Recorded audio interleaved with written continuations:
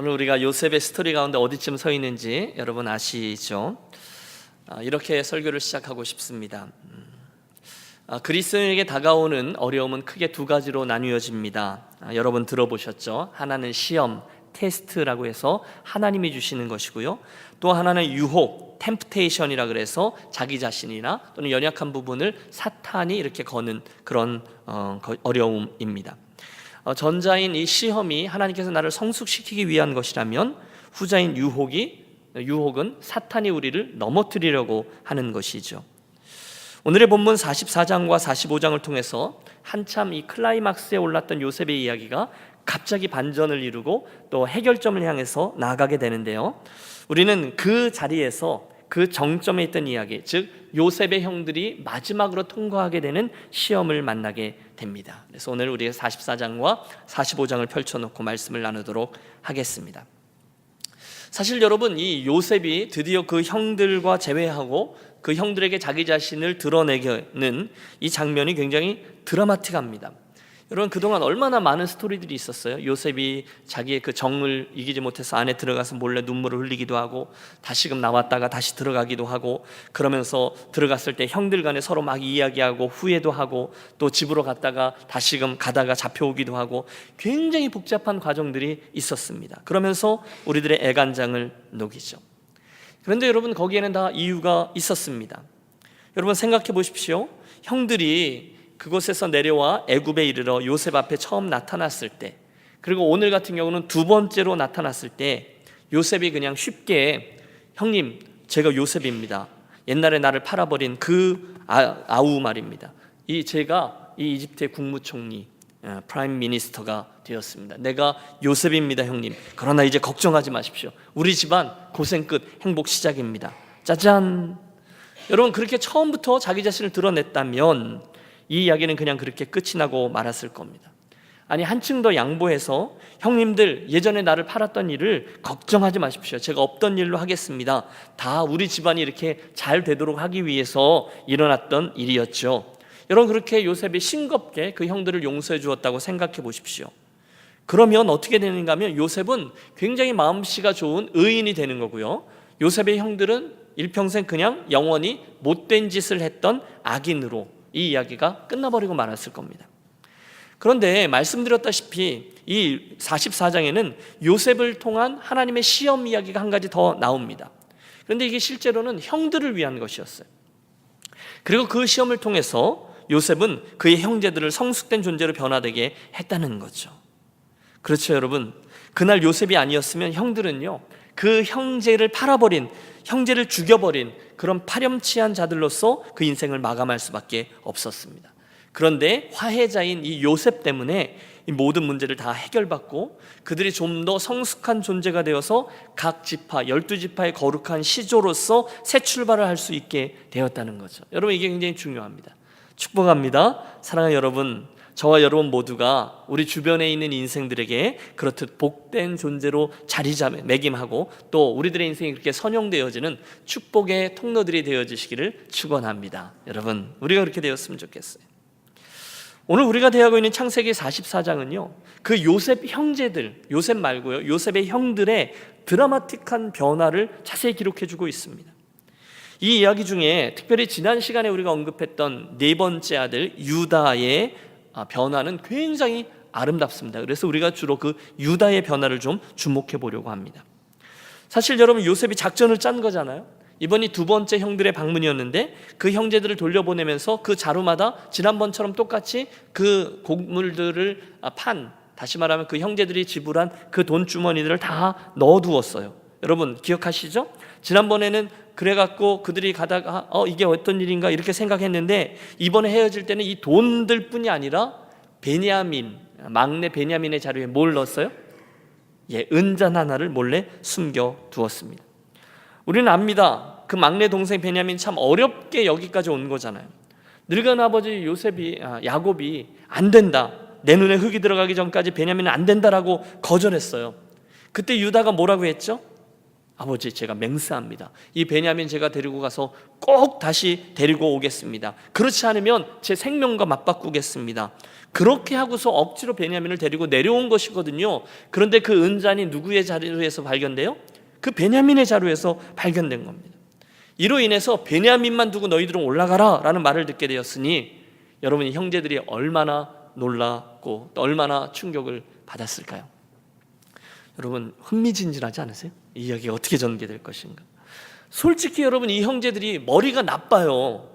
그렇지 않습니까? 지난번에 한번 당했으면 이번에는 집에 돌아갈 때 그 자루를 한번 열어보고 체킹하고 갔었어야죠. 그 안에 뭐가 들었는지 살펴보고 그 길을 떠나야죠. 근데 그걸 안 하고 또 길을 떠난 거예요. 아마도 일단 여기를 빨리 벗어나자, 뭐 이런 생각이 아니었을까 생각합니다. 하지만 곧 요셉이 보낸 추격자들이 그를 미치고 따라잡습니다. 추궁합니다. 내 주인이 너희들에게 얼마나 은혜를 베풀었는데 어찌 은잔을 훔쳐가느냐? 여러분, 형들이 기가 막히지 않았겠어요? 그럴 리가 없잖아요. 아니, 누가 훔쳐갔다고 그러십니까? 우리를 어떻게 보고 하는 소리입니까? 우리 인생 그렇게 안 삽니다. 그래서 자신만만하게 외치는 거죠. 우리 자루들을 뒤져서 은잔이 나오면 그 자루의 주인은 반드시 죽을 것이고 우리는 모두 당신들의 종들이 되겠습니다. 뭐예요? 억울함의 표현입니다. 결국 급히 곡식 자루들을 하나하나 풀고 한 명씩 수색을 받습니다. 그리고 여러분, 그 은잔이 누구의 자루에서 나옵니까? 여러분, 제가 여러 번 말씀드렸는데, 여러분, 제가 열심히 하잖아요. 여러분도 같이 와주십시오. 누구의 자루에서 나옵니까? 베냐민입니다. 여러분, 이게 정말 드라마의 한 장면 아닙니까? 아마 그 옆에서 지켜봤던 형들은 털썩하고 그 자리에 주저앉고 말았을 겁니다. 눈들이 다 뒤집어지고 하늘이 노랗지 않았겠어요? 다른 이의 것이 아니에요. 베냐민 것이었어요. 충격을 받은 형들이 옷을 찢습니다. 패닉 상태가 되어 다시 애굽으로 끌려 내려가는 거죠. 요셉이 시치미를 뚝 떼고 왜 은잔을 훔쳤냐 다그칩니다. 그런데 보세요, 바로 그때 이제 하나님의 테스트가 그 형들에게 주어진 거예요. 그때 이 드라마틱한 장면에서 오늘 우리들이 눈을 크게 뜨고 바라보려고 하는 형제가 있으니 그가 바로 오늘의 영웅인 유다였습니다. 여러분, 유다가 누구였습니까? 전에 아버지 야곱 앞에서 팔을 걷어붙이고 제가 책임을 지겠습니다. 제가 꼭 이 베냐민을 데리고 오겠습니다. 제 생명을 걸고 맹세합니다. 그렇게 외치면서 나왔던 아들이었어요. 그가 여기에서 자기가 한 말 때문이었는가요? 또다시 책임을 지며 나옵니다. 여러분, 우리가 16절부터 나오는 그 이 유다의 고백은요, 정말 절절합니다. 우리가 내 주께 무슨 말을 하오리까? 무슨 설명을 하오리까?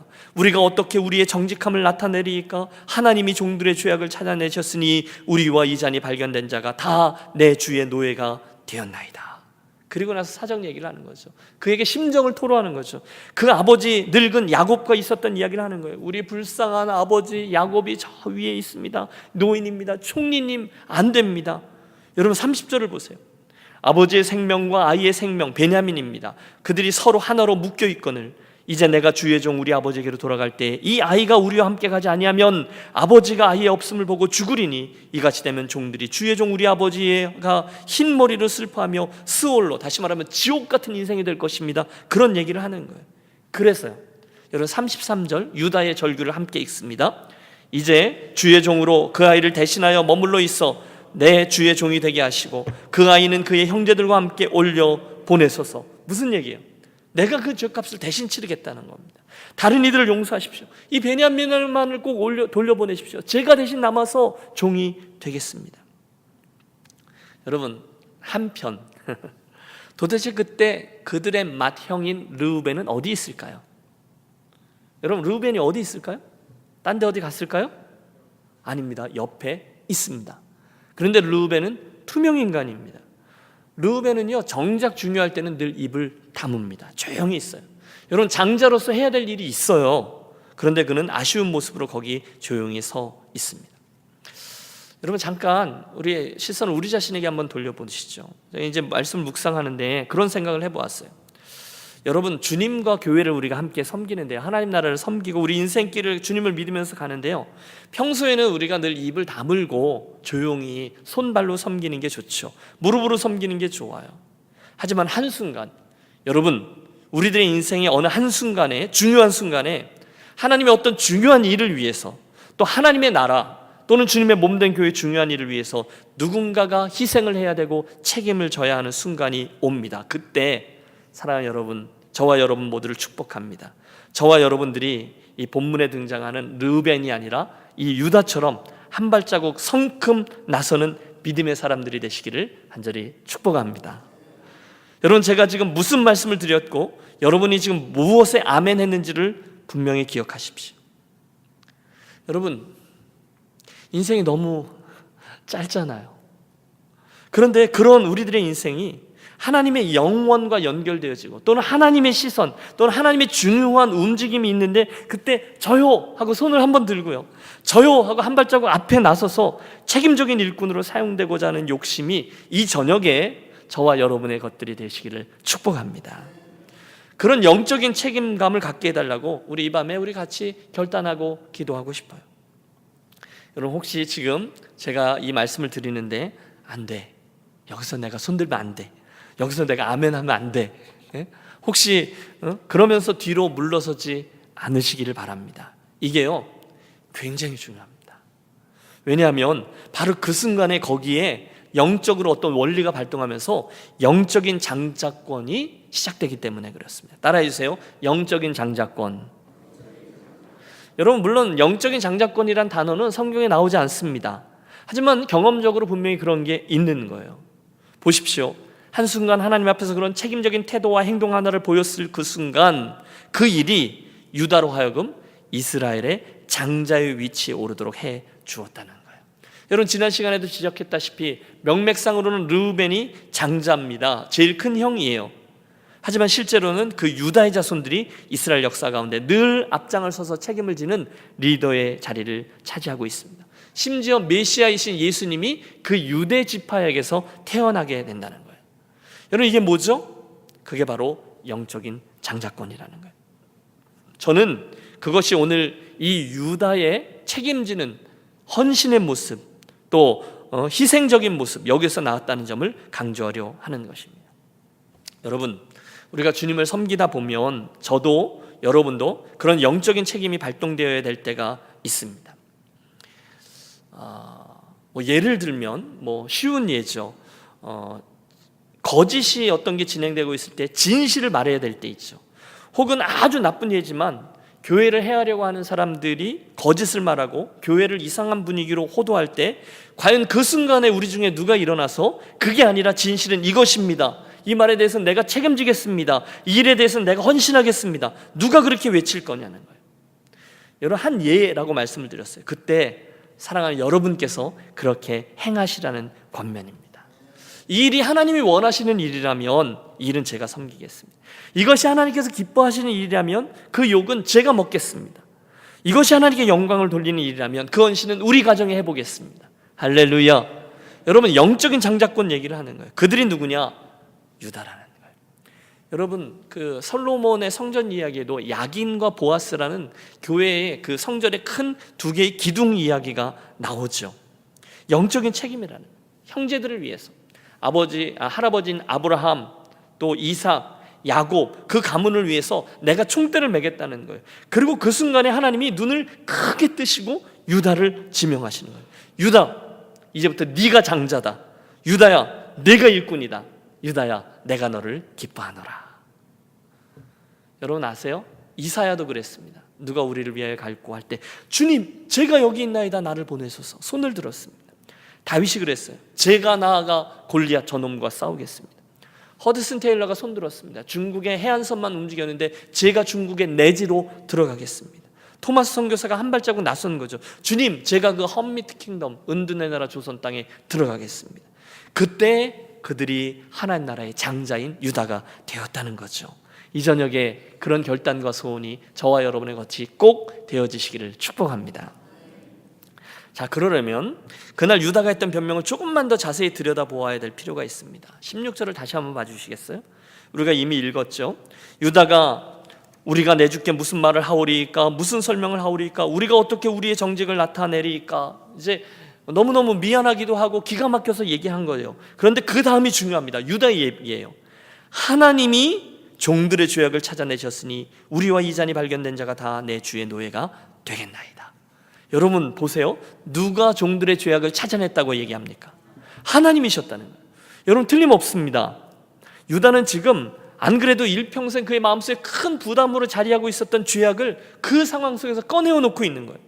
지금 자기들에게 벌어진 일이 그냥 어쩌다가 재수 없어서 생긴 일이 아니라 대신에 이는 분명히 자기가 또 자기들이 과거에 행했던 그 죄악에 대해서 하나님이 찾아내신 일이라고 고백하고 있다는 거예요. 하나님이 종들의 죄악을 찾아내셨으니 여러분 이게 죄의 자백이에요. 그리고 그가 요셉 앞에서 회개하고 있는 거예요. 하나님이 그렇게 하셨다는 거예요. 여러분 그날 유다를 잘 보세요.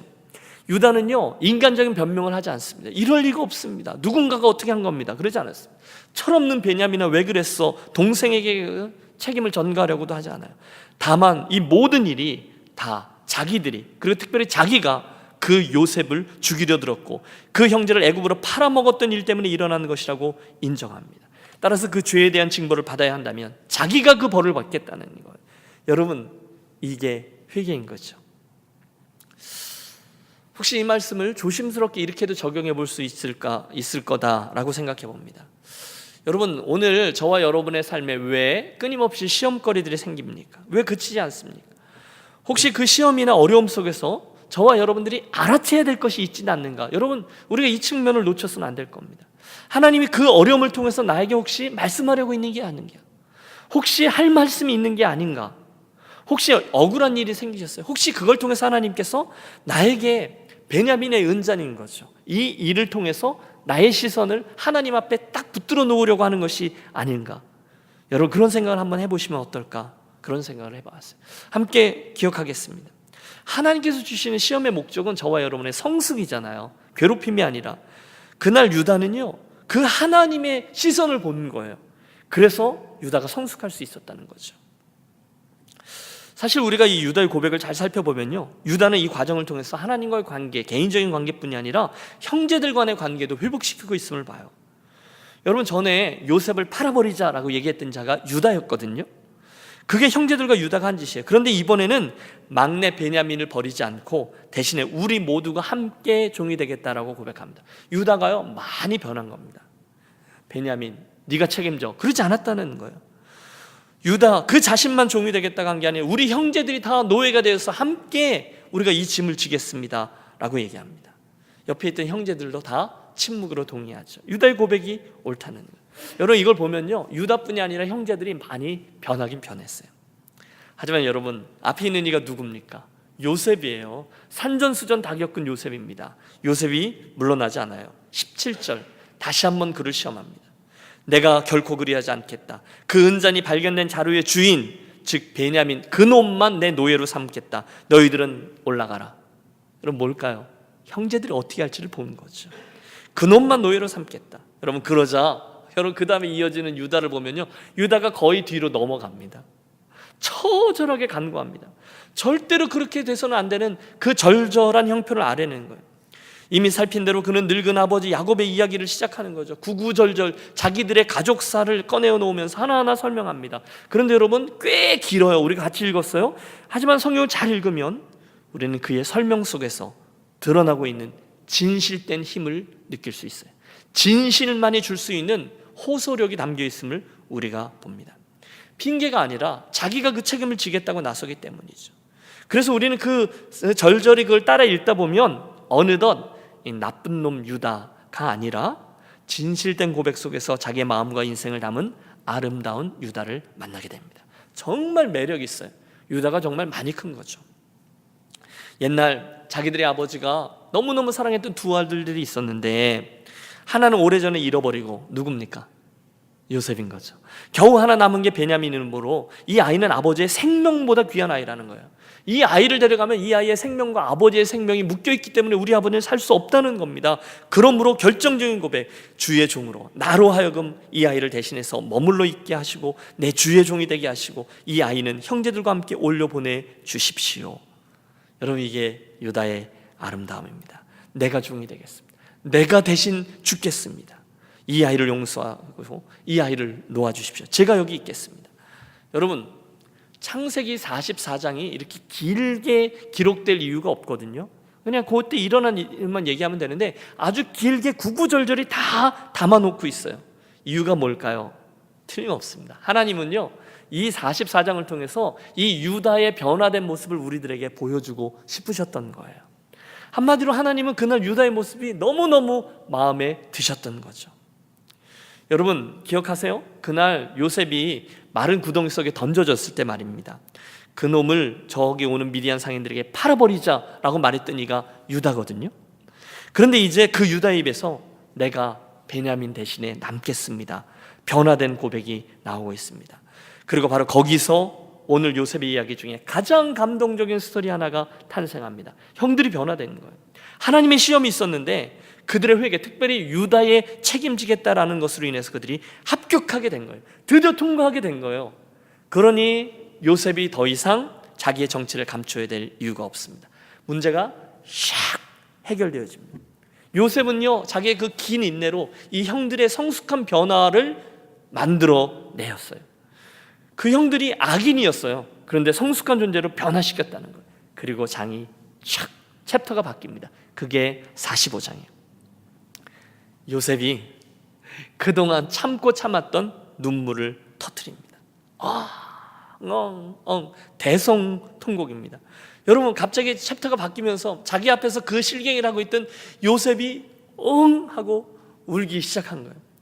얼마나 놀랐을까요? 얼마나 황당했을까요? 그 잠깐 나가라 그랬던 그 신하들 밖에 나가서 이게 무슨 일이야? 어안이 벙벙하지 않았겠어요? 우리 45장 2절의 말씀을 보시겠습니다. 45장 2절 같이 읽습니다.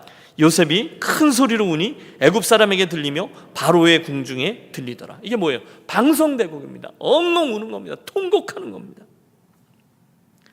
여러분 울어보셨어요? 네, 울어보셨죠? 그걸 뭘 질문이라 하겠어요? 사람이 언제 울죠? 네? 네, 슬플 때 울죠. 또 언제 울죠? 감격했을 때 울고. 또 이쪽에 계신 분들은 생전 안 우시나 봐요. 언제 우리가 울죠? 네? 기쁠 때도 울죠. 맞죠? 근데 이렇게 통곡하는 게 언제 울어요? 서러울 때, 외로울 때, 억울할 때, 그렇지 않겠습니까? 너무너무 마음 상했을 때. 정말 우리가 우는 이유가 되게 많아요. 그런데 여러분 굉장히 신기한 건요, 그 눈물을 잔뜩 흘리고 우리가 한 1시간, 2시간 엉엉 울었어요. 그러면 어떻게 되죠? 네. 그 눈물 속에 어떤 카타르시스 같은 게 있는 것 같아요. 무슨 약품도 아닌데 그렇게 울고 나면 나올 때 뭐라 그래요? 시원하다 이러면서 나오죠. 그때 그 눈물은요, 치유의 눈물이 되기도 하고요, 회복의 눈물이 되기도 하고요, 그러다가 남을 이해하는 눈물이 되기도 하고요, 미안했던 관계가 회복되는 눈물이기도 하고요. 그런데 여러분 아세요? 요셉의 일평생의 기록 가운데 가장 긴, 창세기 가장 긴 인물이거든요. 많은 것들. 그런데 그 긴 요셉의 기록들 가운데 요셉이 울었다는 기록이 오직 이것뿐입니다. 요셉이 울어야 될 날이 되게 많았던 것 아시죠? 굉장히 많았습니다. 그런데 요셉은 그날 울기 위해서 한 번도 울지 않습니다. 그날 이렇게 제대로 한 번 울기 위해서 그 수많은 날들을 하얗게 지새곤 한 거죠. 여러분 그날 요셉의 눈물이 무슨 의미였을까요? 아마도 그때 저의 눈물은 지금까지 참고 또 참아왔던 그 세월에 대한 인고가 다 담긴 눈물이었을 거예요. 형들이 주었던 상처와 아픔에 대한 눈물일 수 있을 겁니다. 지금껏 겪었던 억울함들, 오해들, 편견들, 힘듦, 외로움, 그리움, 기타 등등 이 모든 게 다 담겨서 감정이 격해지면서 지금 그가 그 감정을 컨트롤할 수가 없는 거예요. 여러분 이게 얼마나 큰 방성대곡이었으면 애굽의 그 궁중에 있는 바로에게까지 들렸겠냐, 이런 본문이 그렇게 기록하고 있습니다. 그리고 놀랍게도 거기서 요셉의 아픔들이 치유되기 시작하고 상처들이 해결됩니다. 물론 담고 또 담아서 신앙적으로 해석하고 또 이겨내고 요셉이 참고 여기까지 잘 왔어요. 인간적인 아픔들이 있었겠죠. 후회도 있었겠죠. 원망도 있었겠죠. 쓴뿌리가 왜 없겠어요. 그런데 거기에 울음의 능력이 있습니다. 울면서 요셉이 치유되기 시작합니다. 여러분 어떠세요? 오늘 금요일에 여러분 다른 여러 분주함들이 있지만 이 자리에 나오시면서 혹시 쓰고 나오신 그런 가면들이 있는 분들 아니 계십니까? 겉으로는 전혀 울지 않고 아무 일도 없었던 것이냐 몰래 감추고 오늘 나와 앉아 계신 분, 혹시 그런 분 안 계세요? 아픔이 있고 슬픔이 있고 고민이 있고 억울하고 그런 분들 말입니다. 그렇다면 여러분 좀 우세요. 나는 괜찮아. 나는 괜찮아. 여러분 교회에 있는 우리 교우들이 너무 안 울어서 문제인 것 같습니다. 요셉은요 20년 동안 감춰뒀던 눈물을 형들 앞에서 다 쏟아냈습니다. 그리고 이게 하나님께서 저를 치유하시는 과정인 거죠. 형들은 처음에는 당황스러웠을 거예요. 그러나 나중에는 요셉이 자기라고 얘기하면서 형들이 같이 울었을 거예요. 자기들의 눈물을 요셉이 흘리고 있는 걸 보았을 거예요. 얼마나 요셉이 여러분 말 안 해도 형들의 가슴이 얼마나 아팠을까요? 그리고 나서 함께 울은 거죠. 시원해지고 회복되어집니다. 여러분 그냥 우는 거는 의미가 없죠. 하지만 그 울음 속에 자기의 삶이 해석되고 신앙적인 것들이 고백이 담겨지면 그때 우리들의 울음은 우리들의 내면을 치유하는 과정이 되는 거예요. 저는 여러분께 권합니다. 여러분 좀 무장해제를 하시고요. 저와 여러분이 하나님 앞에서 많이 우는 그런 심령들이 되셨으면 좋겠습니다. 제가 저 자신을 돌이켜보면서 내가 언제 하나님 앞에 울었는가 돌이켜보니 굉장히 오래된 거죠. 너무 놀라워요. 하나님 앞에서 내 모습이 너무 애통해서 울고 내 모습이 기도하다가 안타까워서 울고 찬양하다가 감격해서 울고 설교하다가 하나님의 마음이 느껴져서 울고 그래야 되는데 너무 많이 안 우는 거예요. 안 된다는 거죠. 여러분 하나님이 찾으시는 것은 상한 심령이라 하셨거든요. 그래서 저와 여러분들이 좀 우셨으면 좋겠어요. 우리 한국 사람들은 이상하게 배웠잖아요. 남자는 일생에 몇 번만 울려 뭐 이런 거 있잖아요. 또 어릴 때 우리 배웠던 여러분 캔디라는 그 만화 영화의 주제가에 보면 나는 안 울어라는 그런 얘기가 나오죠. 외로워도 슬퍼도 나는 안 울어. 이 말이 안 되는 거죠. 울어야 된다는 겁니다. 제가 좋아하는 찬송 중에 너 예수께 조용히 나가 내 모든 짐 내려놓고 주 십자가 사랑을 믿어 죄 사함을 너 받으라. 너 예수께 조용히 나가 내 마음을 쏟아놓으라.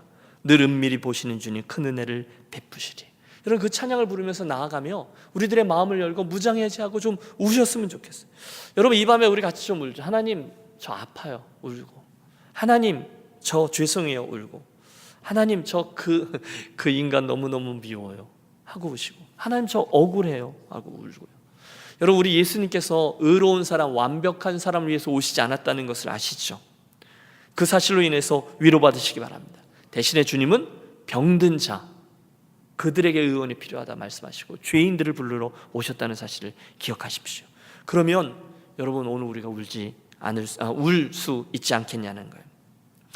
엉엉 운 후에 요셉이 드디어 그의 인생에 가장 아름답고 중요한 고백 하나가 나옵니다. 우리 함께 그날의 엉엉 운 다음에 요셉이 되어서 우리 3절부터 5절의 말씀을 합독하겠습니다. 같이 읽죠.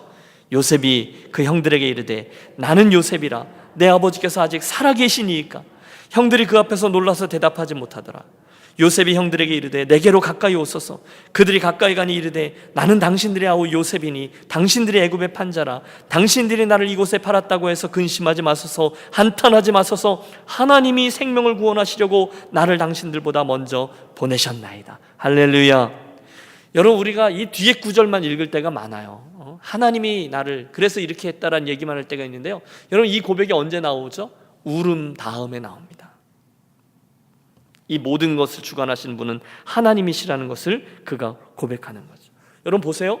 울고 나서 요셉은 이 모든 그림을 그려주신 분이 누군지를 알고 이 모든 문제의 원인이 뭔지를 따지지 않았어요. 형들에게 복수하지 않았어요. 욕하지 않았어요. 그냥 그들을 용납합니다. 여러분 우리 좀만 솔직해 보시죠. 저나 여러분이나 지금까지 인생을 살아보면서 나를 어렵게 한 사람이 한 사람도 없다 이런 분은 아니 계실 겁니다. 그런데 이렇게도 생각해 보세요. 만일 그때 그 사람이 아니었다면, 그때 그 일이 아니었다면 오늘 내가 여기까지 올 수 있었는가, 그런 생각을 해봅니다. 과연 그 사람과 그때 그 일이 아니었다면 오늘 내가 이렇게 하나님을 의뢰하고 그래도 붙들고 살려고 이렇게 살고 있었을까? 혹시 내가 오늘 이 모습으로 있는 것은 그때의 그 사람과 그때의 그 어려움 때문이 아니었는가? 여러분 이런 질문을 한번 던져보시면 어떨까 생각합니다. 저는 그렇게 생각해보았어요. 그래, 그때 그 일이, 그때 그 사람이 나를 그렇게 매몰차게 했던 그 일이 나로 하여금 하나님을 더 붙잡게 했고 나로 하여금 하나님 나라의 가치를 더 붙들게 했지. 내가 겸손하려고 그랬지. 내가 생명을 걸고 사랑이라는 가치를 붙들려고 몸부림쳤지. 여러분 물론 그때는 잘 모를 수 있어요. 그때는 그 사람이 너무너무 미워요. 여러분 그런 경험이 없었기를 바라지만 혹시 있으시다면 너무너무 미워요. 하지만 너무너무 잔인하고 그렇지만 시간이 지나면서 하나님의 눈으로 바라보면 그 사람이 내게 했던 잘못이 보이는 게 아니라 그 이면에 있던 하나님의 손길이 보이기 시작하는 거죠. 그러면 그 사람과 그 사건 자체가 아니라 그 사람과 그 사건을 통해서 하나님이 내 삶을 어떻게 이끌어 오셨는지의 섭리가 보이기 시작합니다. 여러분 그런 일들이 있어요. 여러분 이 밤에 우리가 기도할 때 하나님께서 저와 여러분의 영안을 열어주셔서 과연 그 당신의 그 놀라운 큰 그림을 보게 해주시기를 바랍니다. 그러면 놀라운 일이 벌어집니다. 우리가 그 하나님의 놀라운 섭리를 보게 되면 오늘 아직까지 내가 붙들고 있는 내 인생에 그 사람을 더 이상 미워하지 않을 수 있어요. 샥 풀어져서 용서할 수도 있어요. 그 사람과 그 일들을 신앙적으로 해석하면 하나님께서 나를 위해서 사용하신 일과 사람이 될 수도 있기 때문인 거죠. 그때 하나님이 주신 그 느낌표를 갖게 되는 게 얼마나 행복한 일인지 모릅니다. 오늘 우리가 이 요셉의 이야기를 접으면서 이렇게 적용하고 기도하면 어떨까 싶습니다.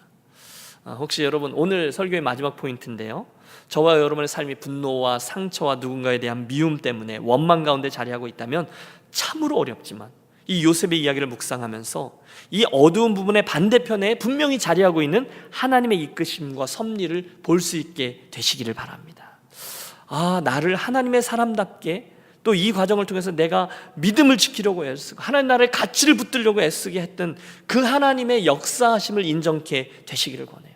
그렇기 때문에 요셉이 고백하는 거죠. 나를 여기에 팔아넘긴 이는 당신들이 아니라 하나님이셨다. 그 때문에 모든 미움과 원망을 내려놓고 무장해제가 되어 결국 합력하여 선을 이루시는 하나님을 보게 되는 거죠. 우리가 그걸 요셉에게서 배우려고 하는 겁니다. 결국 그 하나님의 그 인도와 섭리를 오늘 내 인생을 해석하는 틀로 삼으시는 저와 여러분이 되시기를 축복합니다. 그래서 우리 삶을 이끄시는 분이 그분이라는 사실을 믿기 때문에 그때 그 사람과 그 일을 탓하는 것이 아니라 미워하는 것이 아니라 그 일들을 오히려 극복해내고 그 저변에 있는 하나님의 섭리를 바라보기 때문에 그렇게 되고 용서하게 되고 피스메이커가 되어지는 기적이 오늘 이 밤에 저와 여러분의 스토리가 되시기를 주의 이름으로 축복합니다.